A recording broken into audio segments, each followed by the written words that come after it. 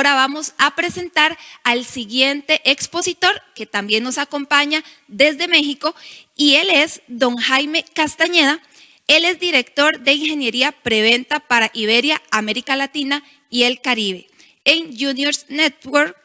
Cuenta con más de 25 años de experiencia en tecnología de redes y seguridad de información con responsabilidad en el diseño y asesoría en construcción de redes de alto desempeño y sistemas de seguridad IP para las empresas y proveedores de servicios de telecomunicaciones. Y en esta mañana don Jaime nos acompaña con el tema digitalización de los negocios. Muy buenos días, bienvenido don Jaime. Buenos días. Antes de empezar, muchas gracias por la sesión. Un par de precisiones. Ahorita me encuentro en Colombia, no en México. Y la segunda es que presento a Juniper Networks, que de hecho es proveedor de los grandes routers de peering de Internet que utilice. Así que empecemos con la presentación para poder aprovechar al máximo el segmento de tiempo que tenemos.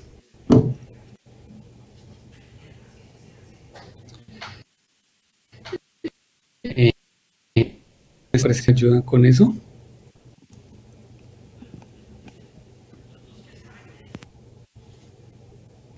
Ok, perfecto. Perfecto. Muchísimas gracias.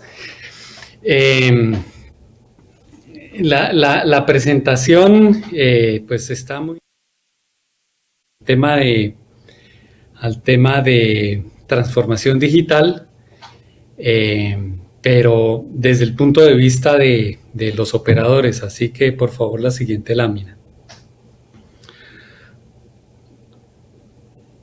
La siguiente lámina, por favor. Ok. Vamos a ver algunos conceptos básicos para tener en cuenta en este tema de cómo los operadores apoyan la transformación digital de las empresas. En segundo lugar, operadores como el ICE, cuál es su rol en esa transformación digital. Luego, desde el punto de vista del usuario final, cómo la red soporta ese negocio. Y al final les voy a contar un poco de lo que Juniper está haciendo al respecto. Siguiente lámina, por favor. Hoy en día, dale una lámina atrás, por favor. Ok, perfecto. Hoy en día, todo ese tema de transformación digital se vio muy acelerado por todos estos temas de COVID, que las compañías tuvieron que ir mucho más a trabajar remotamente y a lo que realmente es la transformación digital, que para eso hay gurús, los que quieran, y las compañías de consultoría, KPMG, JD Edwards, todas tienen proyectos inmensos que cobran infinidad de dólares por las consultorías y las definiciones, pero sin ir muy lejos, la transformación digital debemos verla como los procesos que pueden ser ejecutados o respaldados vía software para que la gente pueda hacer mejor su trabajo. Siguiente lámina, por favor. Vamos a repasar unos conceptos básicos que son clave. Siguiente página, por favor.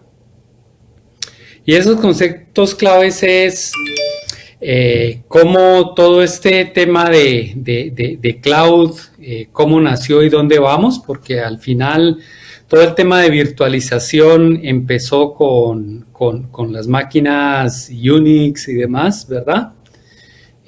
Un pasito atrás, por favor. Creo que debe haber algún tipo de timer en la presentación. Luego, pues, cuando empezamos a tener mucho más acceso, la comunidad de cómputo, mucho más acceso a sistemas más alcanzables, fue a través de VMware, ¿verdad? Que empezaron a hacer máquinas virtuales. Un paso atrás, está disparando la presentación. Una lámina atrás, por favor.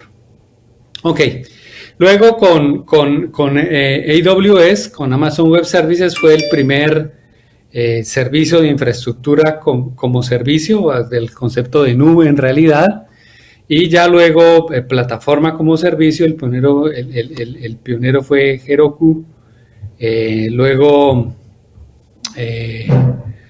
empezó pues la plataforma como servicio, OpenStack introdujo el open source. Los containers se empezaron a entrar en el 2013 con Docker, y ya el concepto de Cloud Native se vino muchas gracias, se vino con Kubernetes, otra vez open source, en el 2015. Siguiente lámina. La gran diferencia entre las máquinas virtuales y los contenedores, independientemente del gestor de contenedores, es que los contenedores, como se puede ver en la primera gráfica, básicamente utilizan el mismo sistema o comparten el sistema operativo de todo el server.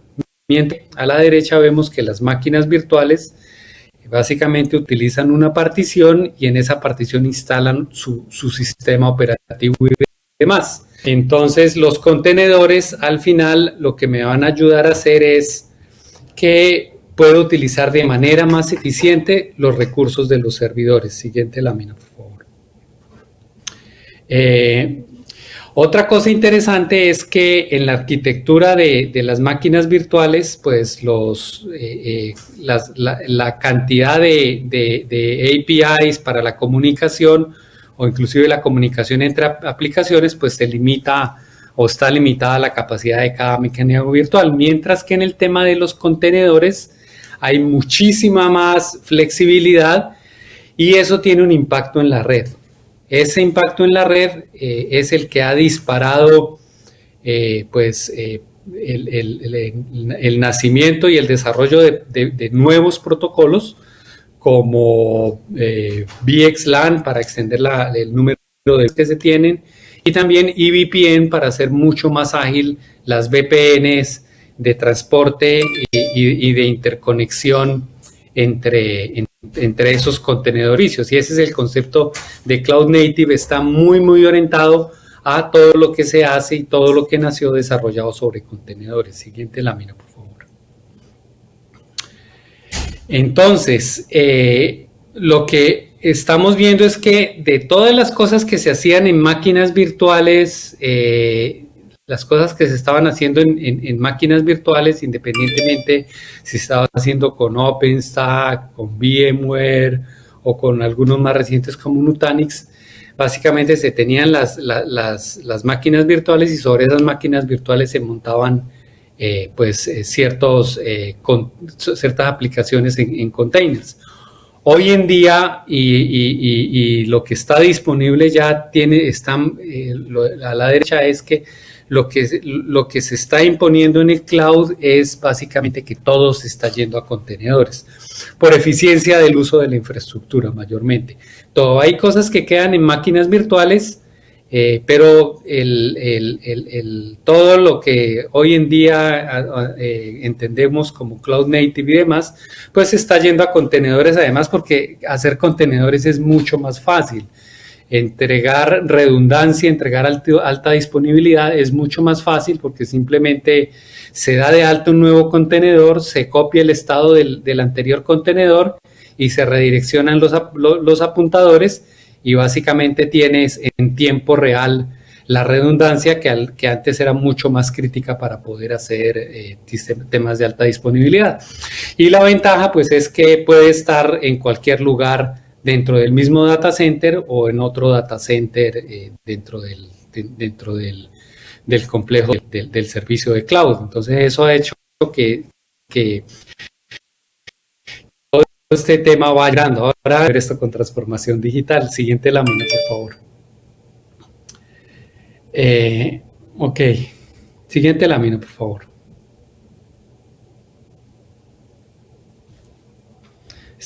Bueno, ok.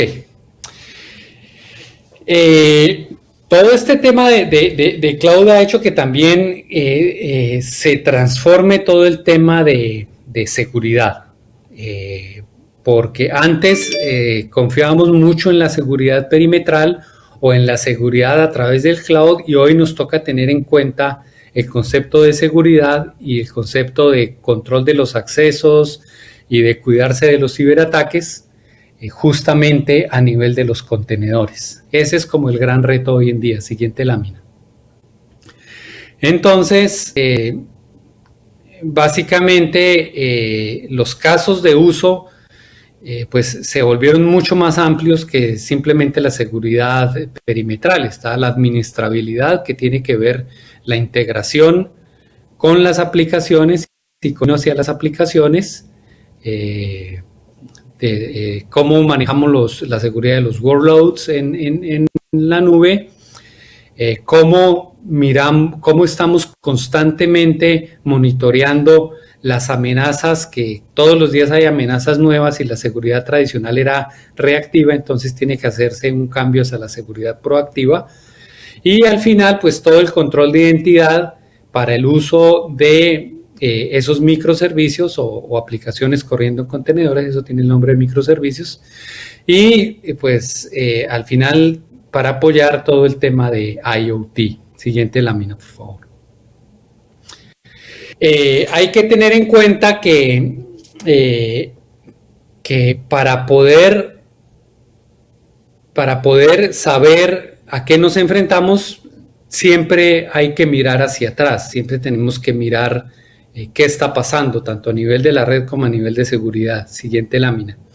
Entonces, todo el tema de analítica en la red ha cambiado, porque la analítica hoy en día, independientemente de dónde se está obteniendo la información, bien sea de temas legacy como el Syslog, el NetFlow, SNMP, ha ido evolucionando a temas como la telemetría utilizando Google RPC, o mucho más allá, el que aparece ahí como BYOY, Bring Your Own Ingest, para los sistemas de gestión, que básicamente es metadata. Entonces, hoy en día lo que se está poniendo es telemetría por Google RPC o protocolos similares de streaming, y metadata. Una lámina atrás, por favor.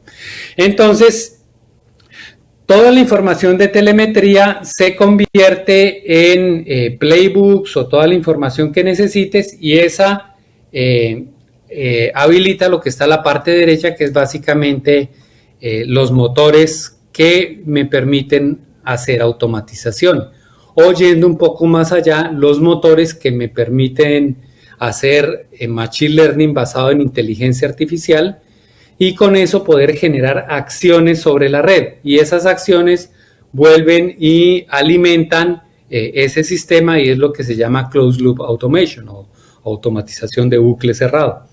Entonces, esos son los conceptos importantes que quería que repasáramos antes de entrar en materia.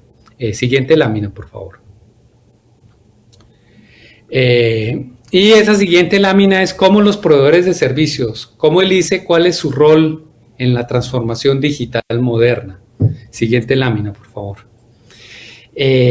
Siguiendo con las caricaturas con las que empecé, quien más ha empujado la transformación digital en este último año, sobre todo, ha sido todo este tema de la pandemia. No ha sido ni las estrategias de los CIOs, ni los CTOs, ni los CEOs, sino ha sido puramente necesario a raíz de tener que la continuidad del negocio durante la pandemia. Siguiente lámina, por favor. Lo que nos ha enseñado esta pandemia es que el tráfico de las redes enloqueció, empezando por todo el tema de conferencia, Zoom, Cloud con Teams, servicios de contenido, y estando en casa por todo el tema de downloads de video, de gaming. Entonces ha sido una locura, y esto ha hecho que, adelantándonos inclusive la arquitectura de 5G, se haya puesto especial interés en los servicios, acercándolos al borde de la red. Siguiente lámina, por favor. ¿Y cuáles son esos servicios que se van acercado al borde de la red? Pues a medida que todo esto ha ido evolucionando, definitivamente los servicios que se han dado ha sido para soportar a los negocios y tenemos un gran crecimiento en el segmento empresarial, por ejemplo, en servicios financieros, en educación. Ahora las nuevas aplicaciones a nivel de retail, logística, apoyo a la manufactura, a nivel del gobierno, seguridad pública, atención al ciudadano, y a nivel de consumidores, básicamente todo lo que tiene que ver con wearables, independientemente de lo que sea, más quien toma los servicios de video. Entonces, y esto no, como les digo, adelanta un poco a lo que debería ser la arquitectura para 5G, que es dónde están los consumidores de ese contenido y de esas aplicaciones que básicamente necesitan estar en el borde. Siguiente lámina, por favor. Y pues ahí tenemos las diferentes industrias. ¿Cuál es el reto para operadores como el ICE? El reto para los operadores como el ICE es entender qué van a demandar los usuarios en un cloud y qué van a demandar en sus data centers privados. Y normalmente lo primero que se está mandando hacia el cloud son los servicios que, aunque son críticos, son muy intensivos en consumo de recursos y que se puede confiar más en el cloud para tomarlos. Entonces ahí tenemos las aplicaciones en el sector financiero. Se quedan en el data center con las aplicaciones transaccionales y mandan a la nube temas como correo electrónico, back office y de pronto servicios de CRM, ¿cierto? Entonces, eso es lo que tenemos que identificar en un estudio de mercado específico para poder saber dónde hacer la apuesta. Siguiente lámina, por favor.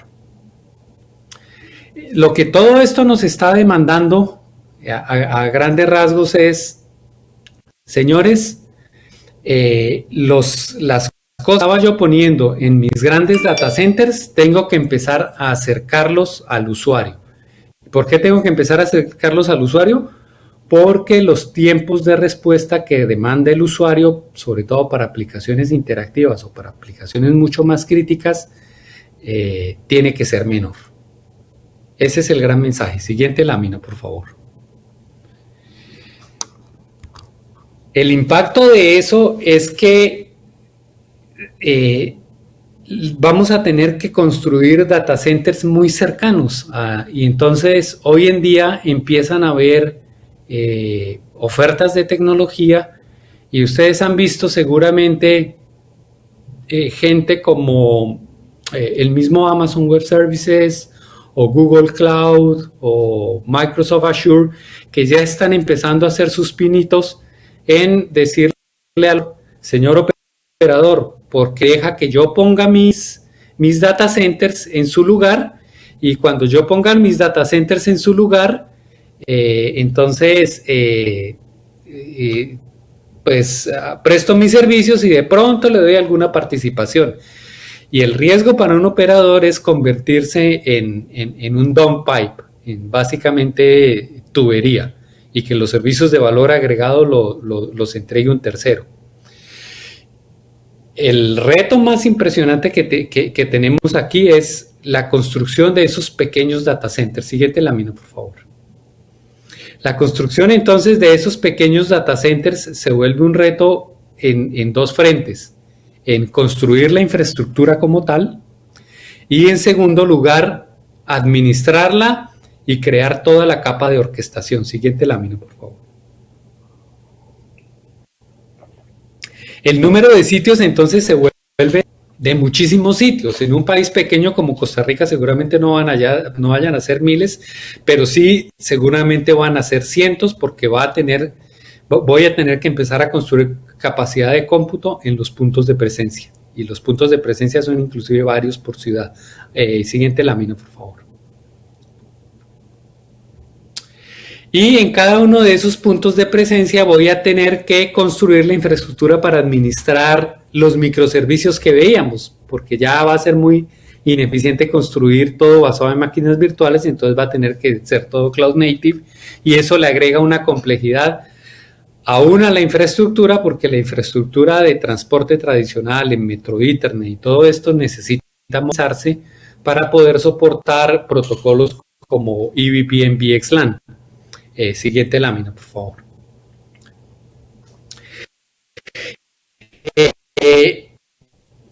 Para operadores como el ICE está en el valor agregado, y ese valor agregado hoy en día se lo están llevando los proveedores de contenido. Llámalo HBO, Netflix, lo que sea, o por otro lado Azure, Amazon Web Services, Google Cloud. Entonces, cuidado donde hay que entrar en la cadena de valor, para no ser simplemente dump pipes. Adelante. Siguiente lámina, por favor. Gracias. Entonces, el reto, como les decía, es entrar en esa cadena de valor, y en esa cadena de valor quien toma el revenue es el proveedor de contenido. Y como les decía, la complejidad de construir esa cantidad de sitios en el Edge y construir toda la captación se vuelve un proyecto multiaño. Entonces, eso hay que considerarlo si soy capaz de construir la infraestructura, o si se la entrego a alguien como Google, Amazon Web Services y demás, para que hagan profit y me den algo de lo que paga el cliente por esos servicios de valor agregado. Lo que quiero pues sobre la mesa, por favor la siguiente lámina, es que Juniper ha venido trabajando con una compañía que nació de los mismos creadores del servicio que tiene IBM, de data centers privados.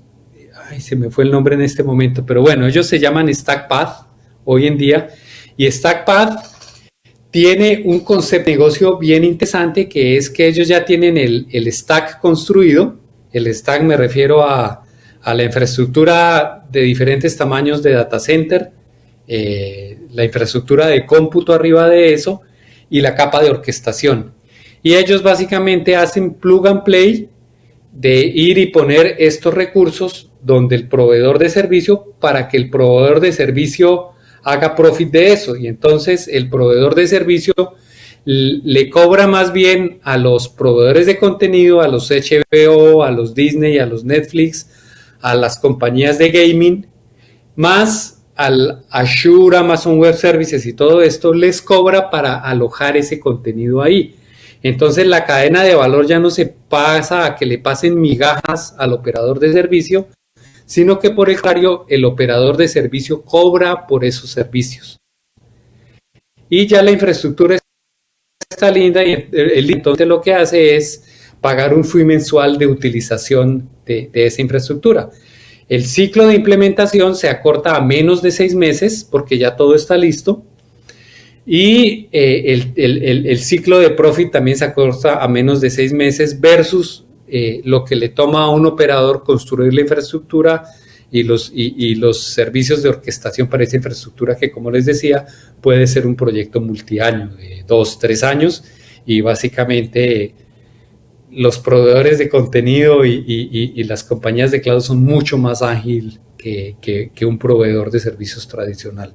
Es lo que hemos visto. Entonces, hoy en día, gente como Comcast y otros grandes operadores que tienen servicios residenciales y de negocios en Estados Unidos están tomando esta alternativa como una alternativa de time to market mucho más corta, y ellos dicen que adoptan este tipo de estrategia, y a mediano largo plazo pues van a implementar su propia infraestructura.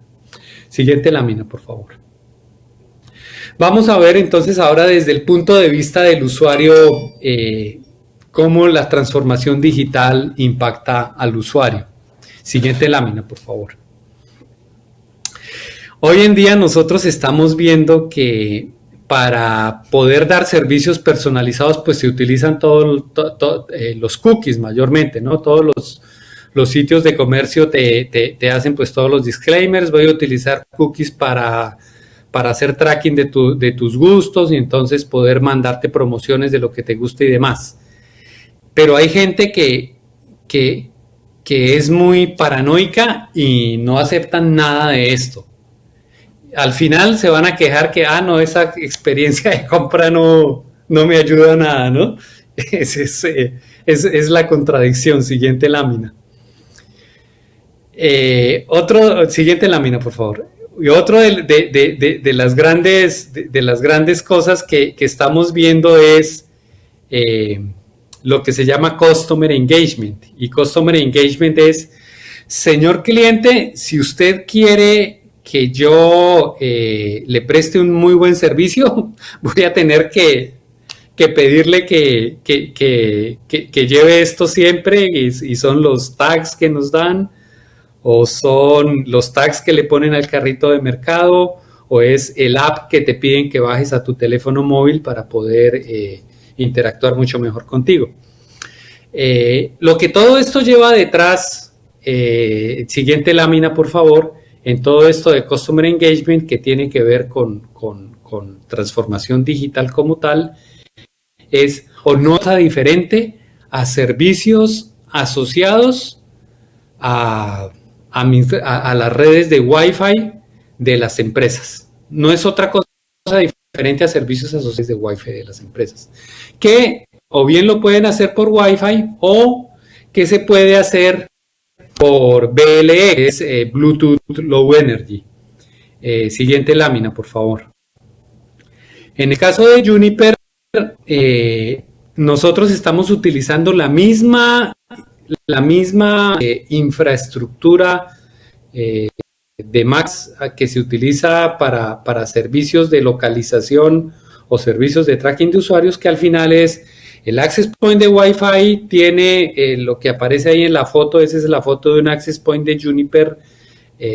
Cómo es por dentro, no vayan a pensar que es así de feo. Es de cómo es por dentro, y por dentro lleva 16 radios de Bluetooth, que es lo que se utiliza para location services. ¿Por qué lleva 16 radios? Porque estos radios se utilizan para diferentes tareas utilizando el Bluetooth Low Energy. Y ese Bluetooth Low Energy lo que me va a permitir hacer entonces es identificar dónde están los usuarios por el rebote de las señales, y utilizando básicamente el dispositivo del usuario. Normalmente la gente tiene prendido el Bluetooth por la conexión con los audífonos, y para hacer engagement de los usuarios no necesariamente, o tienen prendido el Wi-Fi, no necesariamente necesitas que el equipo se conecte a la red Wi-Fi o se asocie en Bluetooth. Con que el radio esté prendido, ya tú puedes sacar información, puedes sacar metadata, y esa metadata, aplicaciones en la nube, que muchísimo en el tema de Customer Engagement y de tracking de los clientes. Entonces, siguiente lámina, por favor. Eso sirve también para temas que pueden estar muy de moda hoy, como todo el tema de proximity tracing, que hay compañías que son un poco paranoicas en que la gente no se acerque tanto y demás, por temas de COVID, o también para poder detectar y eliminar áreas de conglomeración. Siguiente lámina, por favor. Pero una cosa interesante para lo cual Juniper utiliza toda esta información es que toda esa metadata alimenta motores de inteligencia artificial, y esos motores de inteligencia artificial me permiten, con toda la metadata, se puede sacar de la metadata que pueda un cliente, Wi-Fi o Bluetooth, son un poco más de 150 estados diferentes, de los cuales tú puedes sacar vía Machine Learning y aplicando algunos algoritmos de inteligencia artificial, puedes detectar temas como ¿Por qué no se pudo conectar a la red? ¿Por qué no se pudo conectar a la red? Si fue un tema de capacidad de la red, si fue un tema de drivers del dispositivo, si es que la VLAN que lo servía no estaba habilitada en el switch, si el access point estaba teniendo problemas de interferencia, lo que sea. Entonces, digamos que toda esta metadata ayuda para que con el motor de inteligencia artificial se puedan autorresolver los problemas básicos de la red y a eso es a lo que le llamamos self-driving, que básicamente la red se administra y se maneja sola. Siguiente lámina, por favor. Siguiente lámina, por favor. Ok. Vamos a ver entonces la visión de Juniper trabajando con esa información desde el punto de vista del usuario final o de las máquinas, que pueden ser máquinas que están utilizando los servicios de IoT, ¿verdad? Entonces, la visión de Juniper en todo esto podemos resumirla y yo creo que se nos saltó una lámina. Espérate a ver y les digo. Bueno, no, está bien. Está bien. Si se nos había saltado una lámina, te pediría de pronto devolverte un par de láminas. Porque eso es importante. Ese es el impacto de todo esto de Self-Driving Networks es que al final, en temas relacionados con la experiencia de usuario, es decir, con el usuario que utiliza el acceso a las redes, es que los tiempos de resolución de problemas se baja como en un 90%. Otro tema interesante es que son cifras reales. El 97% de tickets de soporte se disminuyen porque el sistema proactivamente está diciendo o está dando la solución o la está haciendo. ¿Qué otra cosa interesante podemos sacar de esa lámina? Al final, lo que Juniper está entregando desde el lado de la red que conecta a los usuarios, llámese Wi-Fi o Wired o SD-WAN o lo que sea, lo que está entregando Juniper es inteligencia artificial, no es solamente un eslogan de mercadeo, sino inteligencia artificial que es accionable y que entrega resultados de negocio. ¿Cuáles son esos resultados de negocio? Les pongo un ejemplo. Tengo, como estoy administrando la red de un banco, sus oficinas, sus edificios, todo lo que sea. Y para eso tengo que dedicar 100 gentes para dar soporte. Eso quiere decir que con el 10% de eso, con 10 gentes y un sistema de inteligencia artificial, puedo atender todos los requerimientos de la red del banco. Y lo interesante es que cobrándole lo mismo, lo que quiere decir que aumenta el profit de ICE versus los competidores. Volviendo otra vez a la visión de Juniper, la visión de Juniper se resume básicamente en que optimizamos las experiencias de usuario a través de unos servicios de cloud que son abiertos y que son programables. Luego, el ICE no tiene que hacer ningún deployment de ninguna herramienta de gestión ni nada de eso. ¿Y cómo logramos eso? A través de soporte a operaciones basado en inteligencia artificial. Entonces, desde los dispositivos del usuario, a través del wireless, de la red LAN, de la red WAN o de los data centers o de las aplicaciones en el cloud, podemos ofrecer esas nuevas tecnologías y beneficiar a los clientes del ICE de esas nuevas tecnologías. Siguiente lámina, por favor.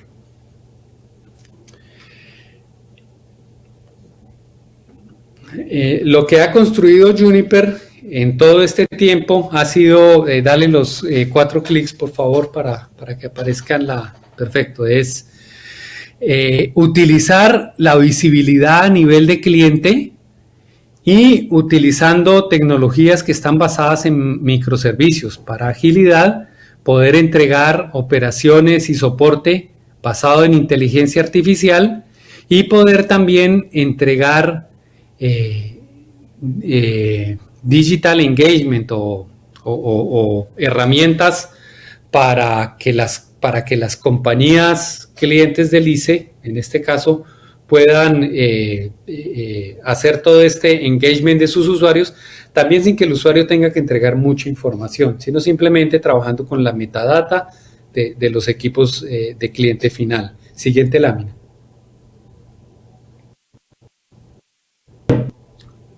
Siguiente lámina, por favor. Es como que lleva varios clics. Gracias. Siguiente lámina, por favor, adelante. Otro clic a esa misma lámina, por favor. Este es como ha venido evolucionando todo esto. Esto, digamos que no es nuevo, no es de hoy, que Juniper haya llegado hoy a entregar simplemente esto como sacarse el as de la manga, sino que empezó a desarrollarse en 2016, construyendo el motor de inteligencia artificial y haciéndolo aplicable para los dispositivos que se conectaban por Wi-Fi. El año pasado introdujimos toda nuestra línea de switches para que trabajen con la información, no solo la información del usuario, sino la información del estado de máquinas. Y hoy en día, en la primera mitad de este año, introdujimos la parte de seguridad y la parte de SD-WAN. Entonces, hoy en día todo nuestro portafolio, y por eso les decía, toda la solución de red corporativa de cualquier usuario del ICE podría estar siendo soportada por un motor de inteligencia artificial si se tratara de dispositivos Juniper. Y a esto pues le estamos agregando toda la parte de clientes y de aplicaciones en el cloud. Siguiente lámina, por favor, y estamos sobre el tiempo, yo creo que ya me sonó la alarma. Entonces,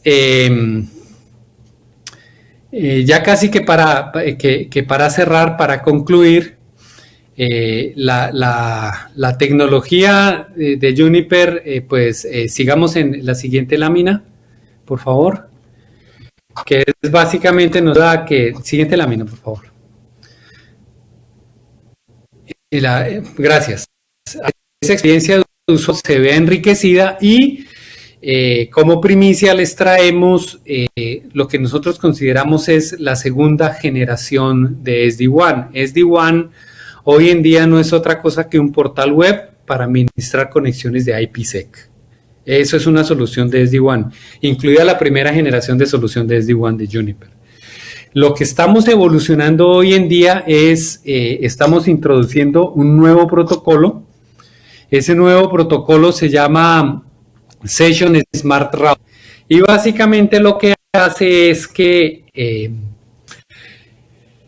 recibe la información de sesión del usuario en el router de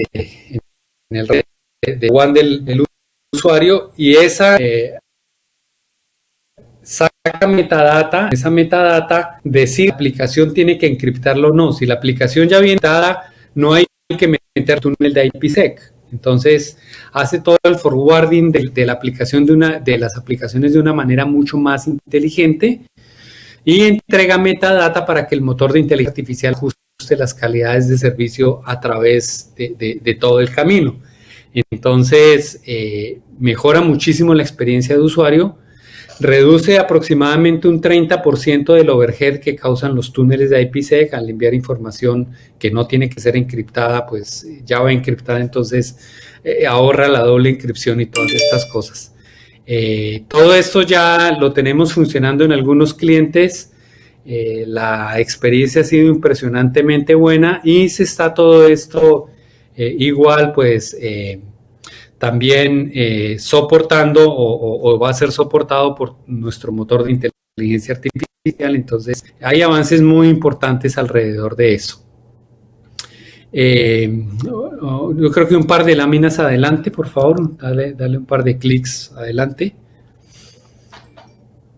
Siguiente, Perfecto. Entonces, para resumir, en la WAN, pues simplemente estamos yendo un poco más allá de los routers, a poner una inteligencia adicional en el manejo de aplicaciones, ¿cierto? Y hacer el SD-WAN mucho más inteligente para las aplicaciones. El siguiente paso en nuestra evolución es la introducción de la inteligencia artificial, como les decía, para temas de soporte y de que la red prácticamente se administre sola. Eso es lo que estamos trayendo este año, lo cual nos pone varios años adelante de nuestros competidores. Siguiente lámina, por favor. ¿Por qué Juniper? Dale un par de clics ahí para que estamos sobre el tiempo. Muchas gracias. Otro clic, por favor. Perfecto. Entonces, como comentario de cierre, Juniper está haciendo inteligencia artificial que realmente está basada en el cloud. Estamos garantizando que hay un costo total de propiedad mucho más bajo al reducir el OPEX, porque la inteligencia artificial hace muchas de las labores de soporte, y estamos pues innovando en todo eso. Con eso cierro. Gracias. Muchísimas gracias, don Jaime, muy agradecidos con usted y sobre todo por ampliarnos este tema tan maravilloso. Vamos a proceder a pasar a la sección de preguntas. Tenemos la siguiente consulta que nos realiza uno de los participantes y dice de esta forma: es una posición de muchos especialistas que los contenedores son una opción válida para ambientes de desarrollo o de producción de aplicaciones no críticas, no así para un ambiente de producción de misión crítica por sus características. ¿Cuál es su posición al respecto? Yo creo que ya los contenedores y las herramientas evolucionaron lo suficiente para estar en aplicaciones de misión crítica. Netflix corre en contenedores, Amazon Web Services corre en contenedores, Google Cloud Services corre en contenedores. Hoy en día los proveedores de contenido están corriendo en contenedores. El beneficio que trae es que la intervención del usuario o del franquiciado es mínima, porque los contenedores dan la agilidad de hacer intervenciones en tiempo real. Como les comentaba, uno de los contenedores, yo puedo tener mi servicio corriendo en un contenedor e inmediatamente la nueva generación del servicio ponerla en otro contenedor, copiar el estado y hacer el traslado del tráfico en tiempo real.